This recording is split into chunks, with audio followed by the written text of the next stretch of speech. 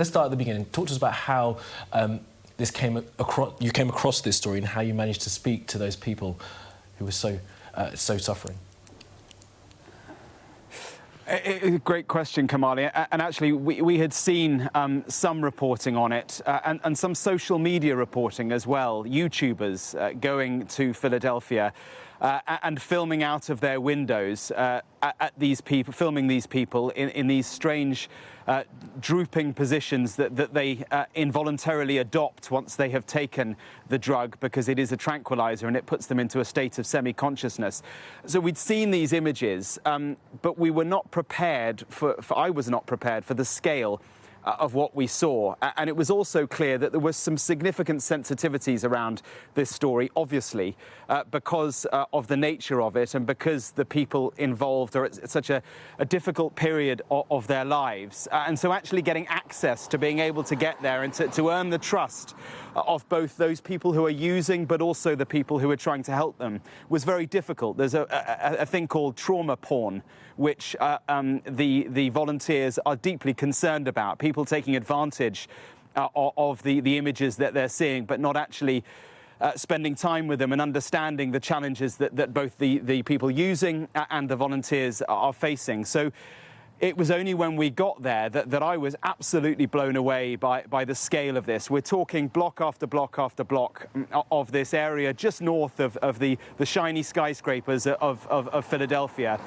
where you can't really find anyone who is not under the influence. It's extraordinary. It's almost as if they have been pushed into this part of an American city, and the authorities have kind of gone, we can't do anything about this. And as I say, fentanyl is not a new problem.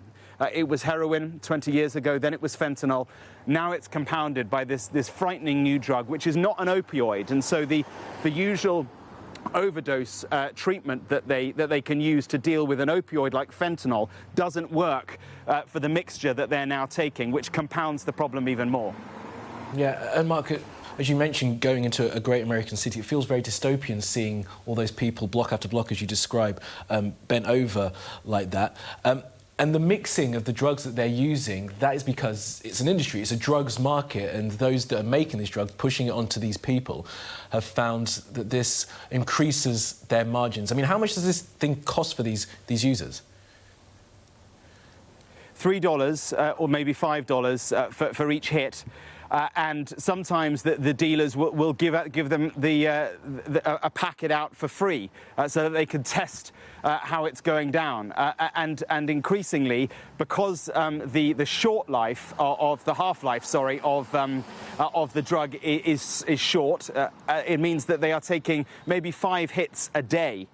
So when once upon a time they might have heroin once a day, they're now doing this 5 times a day. It's absolutely awful, and I got a real sense of the challenges of addiction. You don't choose to become addicted. You don't choose to be in this position. And there were people as well that we met from all walks of life. Sam, in my report there, one of the guys that we interviewed, he described himself as from a middle-class family, the eldest of, I think, 5 children. He said, "I'm the only one who's ended up addicted. How did this happen to me? You know, a piece of my soul is lost every day," he said. He doesn't want to be there. He's tried so many times to come off this drug. I was really interested as well, just briefly, Kamali, at the challenges that are systemic for America. Ronnie, the woman who's helping them in the report there, she described to me that the situation she often finds herself in is that someone who she's helping will ring her up and say, "I'm ready, I'm done, I'm ready to go to detox."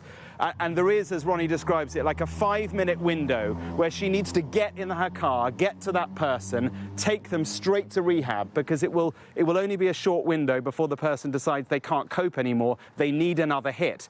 And so often she will take that person to rehab, and then the rehab facility will either say, "It's a weekend, we're not working," or "Does that person have health insurance?" The answer, probably no. And so then the window has passed, and that person will then go back onto the street and have another hit. It's absolutely awful.